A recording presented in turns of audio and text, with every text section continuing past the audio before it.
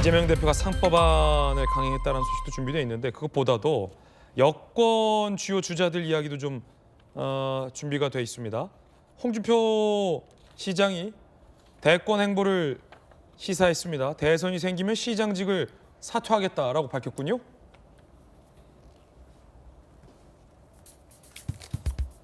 홈페이지 청년의 꿈, 닉네임 준표형, 누리꾼, 조기 대선이든 정상 대선이든 시장직 유지가 유리한 것 아닌가요? 그러자 홍준표 시장, 대선이 생기면 시장직 던진다. 누리꾼 B, 시장님의 단호한 의지 확인, 마지막 도전에 뒷배 대놓고 할 수는 없다. 누리꾼 C, 믿고 기다리겠다. 이번에 당원 국민 선택 못 받으면 40년 공직생활 마친다. 라며 굉장한 대선 출마의 의지를 나타냈습니다. 배수진까지 친 것 같군요. 저희 채널A의 유튜브 콘텐츠 국회의사담에서 최근 홍준표 시장을 만나봤습니다. 만에 하나 내일 대선이 생기더라도 바로 나갈 수 있게 준비가 다 되어 있습니다. 아니 정책이라는 게 그게 하루아침에 준비가 되는 게 아니잖아요. 그거는 매일 우리가 준비하는 게 그겁니다. 탄핵돼서는 2달입니다. 2달 중에 한 달은 경선으로 끝나요. 본선이 한 달이에요. 그래 되면 경선, 본선을 구분해서 우리가 대응할 수가 없어요. 가장 시간이 없어요. 만에 하나 탄핵당선이 생기면 바로 사퇴해야죠. 경선이 되면 사퇴하고 떨어지면 대구시장 계속 하시고 난 그런 거 없어요. 이제 마지막이잖아. 자, 내일 당장 대선을 하더라도 준비가 돼 있다. 나경원 의원님 요즘 인기가 좋으신데 혹시 나경원 의원님은 이런 거 상정 안 하셨겠지만 홍 시장이 다 준비돼 있다고 하니까 사실 주요 이 주자들은 항상 좀 준비가 돼 있는 거 아닌가라는 얘기도 나와서 나경원 의원님은 어떠세요? 정치인은 늘 준비가 돼 있죠. 오. 네, 늘 준비가 돼 있습니다. 정치인은 늘 준비가 되어 있죠. 네.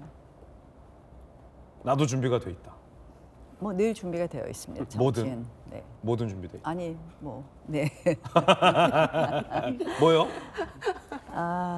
저희는 지금은 조기 대선을 이야기할 때가 아니다라고 생각을 합니다. 어쨌든 헌법재판소의 결론까지는 우리가 대한민국 헌법같이 이런 거 지켜야 되는데 지금 대선 이야기할 때가 아니고요. 다들 마음 급하시죠. 근데 마음 급하면 마음 급하다고 움직인다고 표가 올까요? 저는 그런 생각이고요. 사실은 우리가 정치인은 그때 그 시기에 해야 될 일이 있고 결국 모두들 준비가 되어 있지만 결국 그 시대가 원하는 정치인인가, 그 시대가 원하는 리더인가가 결국 그 국민들에게 의해서 결정이 되는 것입니다. 마음은 준비되어 있지만 국민들에 의해서 선택되고 소위 국민들이 불러줄 때까지 불러줄 것이냐는 또 다른 문제다 이렇게 봅니다. 언중유골, 낭중지추, 뭔가 돌직구 뼈가 있는 말로 들리기도 합니다. 지금은 조기 대선을 신경 쓸 때가 아니다. 정치인은 누구나 다 준비가 돼 있다. 라는 나경원의 발언이었습니다. 그런데 명태균 의혹이 홍 시장에게 따라붙고 있습니다. 명태균 씨, 오세훈 시장과 홍준표 위에 여론조사를 하고 시장 당선을 도왔다. 자, 그러자 오세훈 시장, 사기꾼의 거짓말은 대가를 칠 것이다. 홍준표 시장, 나는 명태균이 조작한 여론조사의 피해자다라는 얘기도 나오고 있습니다.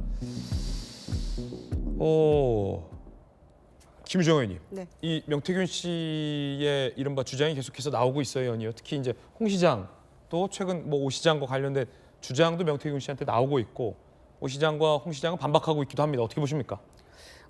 명태균 씨가 돼지는 잔칫날 잡는다고 했잖아요. 그러니까 뭔가 결정이 되거나 또는 이제 확실하게 어떤 대선, 조기 대선 어떤 소위 판이 열렸을 때 그때 가만히 있지 않겠다 이런 거잖아요. 그리고 특히 이제 굉장한 배신감 이런 걸 느끼고 있는 것 같아요. 오세훈 시장이나 홍준표 시장에 대해서. 그러니까 그렇게 많이 도와주고 했는데 아예 본인을 모르는 사람 혹은 사기꾼 이렇게 폄하하고 모욕 주는 거를 넘어서서 고발, 고소 이렇게까지 갔잖아요. 네. 이제 그거에 대해서 굉장히 경로, 격분, 이 정권에서 빠지지 않는 경로, 격분이 일어나고 있는 것 같아서 아마 그냥 쉽게 넘어가지는 않을 것 같아요. 그래서 이제 두 분 다 문제 없다, 나는 문제 없어 이렇게 얘기는 하고 있습니다만은 다분히 문제가 있어 보이기 때문에 끝까지 발목을 잡게 되지 않을까 이제 이런 염려들을 하고 있는 것이고 모르겠습니다. 본인들이 어떻게 지금 이 상황을 헤쳐나갈지 모르겠습니다만은 어찌됐거나 지금의 대선 룰대로 국민의힘 룰대로 간다면 4명으로 이제 압축되지 않겠어요? 네네. 경선을 통해서 그 4명 안에 이제 들어갈 주자들이 누구일까? 이것도 굉장히 궁금하고요. 종국에는 한 명으로 압축이 되겠습니다만은 뭐 큰 소리 치고 있는 것에 비해서는 주변에서는 쉽지 않을 거라는 우려의 목소리가 더 크기 때문에 이 판세가 어떻게 흘러갈지는 조금 지켜볼 그런 관전 포인트가 될 것 같아요. 네, 명태균 의혹. 나경원 의원님 어떻게 보십니까? 명태균 씨의 의혹과 관련된 것에 등장하는 인물이 한 명 더 있죠. 이준석 대표. 명태균 씨가 어제도 뭐 변호인을 통해서 했는데 사실은 제가 뭐 직접적 당사자라서 좀 말씀드리기 그렇지만 저도 명태균 씨를 한번 본 적이 있습니다. 아, 그래요? 네, 저는 이제 우리 뭐 오세훈 시장 보궐선거 그때 이제 제가 그 상대방이었고요. 이준석 대표하고의 전당대회도 제가 상대방이었습니다. 그러네요. 그래서 그 당시에 이제 또 저희 뭐 선거 때마다 어른 하는 분이라서 이번에는 또 혹시 무슨 어른거림이 있을까 해서 한번 봤는데 저를 보자마자 그러더군요. 저 때문에 2번 손해 보셨잖아요. 딱 이렇게 얘기를 하더라고요. 명태균 씨가 네. 나경원 의원에게 그렇게 얘기를 하던데요. 제가 뭐 여기에 대해서 자세히 말씀드리는 것은 또 뭐 우리 내부 사정이니까 또 제가 뭐 말씀드리기는 좀 어렵지만 사실 이제 이런 과정을 잘 보면은 우리가 전당대회 때마다 늘 이렇게 룰 바꾸는 걸 많이 하는 게 저희 당이에요. 민주당은 룰을 안 바꿉니다. 우리는 전당대회 때마다 룰을 바꾸고 여론조사 방식을 바꾸고 하는데 그런 과정에 여러 가지 문제들이 있었던 부분도 사실 있었습니다. 그래서 저는 이번 또 전당대회를 앞두고 또 룰 바꾸자 이런 이야기는 하지 않을까 이런 생각을 해보면서 뭐 우리 뭐 다음 뭐 무슨 어떤 전당대회가 됐든 그래서 우리 당은 이 룰 바꾸는 거 좋아하는 것, 그다음에 이제 중도라는 이유로 당원을 무시하는 것 이것이 어떻게 보면 당세를 계속 약화시켰다고 생각을 합니다. 그래서 뭐 명태균 씨 얘기하다가 제가 우리 당 이야기를 했는데요. 저는 앞으로 이 부분 뭐 여러 가지 논의가 되는데 제가 뭐 말씀드리기는 참 그렇지만 좀 어떻게 보면 빨리 명백히 좀 정리될 건 정리되는 것이 맞다 이렇게 생각을 합니다. 자, 오 시장과 홍 시장 두 분 모두 다 명태균 씨는 사기꾼이다. 주장은 사실이 아니다라고 반박하고 있다는 말씀도 거듭 드리겠습니다. 김문수 장관이 턱걸이하는 모습을 공개했다죠?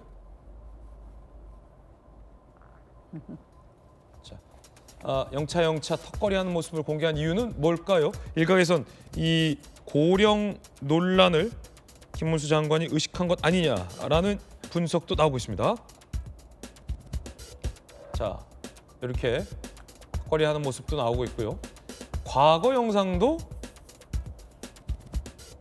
네, 과거 영상도 다시 회자되고 있다고 합니다. 네, 물구나무 서기이죠. 그리고 파워 워킹이죠, 이건. 네, 굉장한 파워 워킹. 그리고 철봉 거꾸로 매달리기. 그리고 거대 훌라후프 돌리기. 뭐 등등의 영상을 올리기도 하면서 회자가 되고도 있다라는 소식도 들어와 있습니다. 자, 그런가 하면 한동훈 전 대표를 중심으로 친한계가 들썩이고 있다는 보도도 나옵니다. 한 전 대표의 저서가 베스트셀러에 올랐다라는 얘기도 나오고 있고요. 김종혁 최고, 희망적이다. 이성과 상식이 승리할 걸 예감한다. 박상수 전 대변인, 내돈내산 베스트셀러는 거짓말을 안 한다라는 얘기도 하고 있습니다. 주자들이 굉장히 여권에는 많아 보입니다. 뭐 여기 나경원 의원도 계시고, 오세훈 시장, 홍준표 시장, 김문수 장관, 한동훈 전 대표 등등등 주자들이 굉장히 좀 많아 보이는데 김광삼 변호사님, 이 한동훈 전 대표 복귀 얘기도 점점 나오고 있어요. 어떻게 보십니까? 근데 원래 오늘 이제 대통령 탄핵 심판에 대해서 이제 변론 종결일이잖아요. 내일 출간을 한다고 그래요, 책을. 근데 이미 출간이 된 것 같아요. 그래서 원래는 뭐 언론 보도에 의하면 26일 출간한다고 하니까 25일이 변론 종결인데 어떻게 26일 출간하는 시간 이렇게 맞췄을까? 근데 이제 출간한다는 얘기는 변론 종결 날짜가 잡히기 전에 나왔기 때문에 뭐 그게 시간적으로 의도적인 것이 아니다 이렇게 보는데 일단은 아마 이제 저서 자체가 뭐 수만 권이 팔렸다는 거 아닙니까? 그리고 베스트셀러에 올랐다고 하니까 사실 이제 정치적인 어떤 책 자체가 베스트셀러 오르기에는 굉장히 힘든 면이 좀 있어요. 그런데 아마 거기에 대한 굉장히 이제 고무적인 그런 상황일 거라고 보는데 제가 개인적으로 느끼기에도 한동훈 전 대표에 대한 이제 팬덤은 굉장히 강한 건 맞는 것 같아요. 그런데 이제 팬덤 가지고만 뭐 경선한다랄지 이제 대통령 선거를 치를 수는 없죠. 그리고 지난 탄핵 과정에서 또 비상계엄 과정에서 어떤 좀 거부감이 있는 이제 보수층을 이제 어떻게 설득하고 어떻게 이제 자기 편을 만드냐에 따라서 이제 본인의 어떤 정치 운명이 좀 갈려질 거라고 봅니다. 그래서 일단은 뭐 이제 시작이고요. 일단 대통령에 대한 탄핵 심판의 어떤 결정이 나오고 나면 뭐 제가 볼 때는 굉장히 여론이 요동칠 거라고 보거든요. 그때 이제 한동훈 대표에 대한 평가 이런 것들이 어떻게 이루어지느냐에 따라서 본인의 어떤 정치 운명을 결정할 것이다 이렇게 봅니다. 예. 자, 그런가 하면 이재명 대표의 우클릭 행보가 이어지고 있는 가운데 어제 권성동 원내대표가 이렇게 비판했습니다. 들어보시죠. 이 세상에 어떠한 중도 보수가 저런 정치를 합니까? 이재명 대표는 문재인 정부보다 더욱더 좌편향입니다. 예컨대 기본사회는 과거 공산주의자나 떠들었던 유토피아적 망상과 다르지 않습니다. 변호사 시절에는 검사를 사칭했고 결혼한 사람이 총각을 사칭했다는 의혹도 있었습니다. 이제는 당 대표가 되어 보수까지 사칭하고 있는 것입니다. 인생 자체가 사귄 사람이 여의도까지 사기판으로 만들고 있습니다. 자, 그러자 이재명 대표가 이렇게 반박했습니다. 들어보시죠.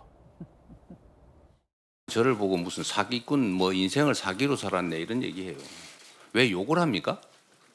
욕이잖아요. 국민의 삶을 놓고 하는 정책 토론을 하는데 왜 욕을 해요? 이게 집권 여당이 할 짓입니까?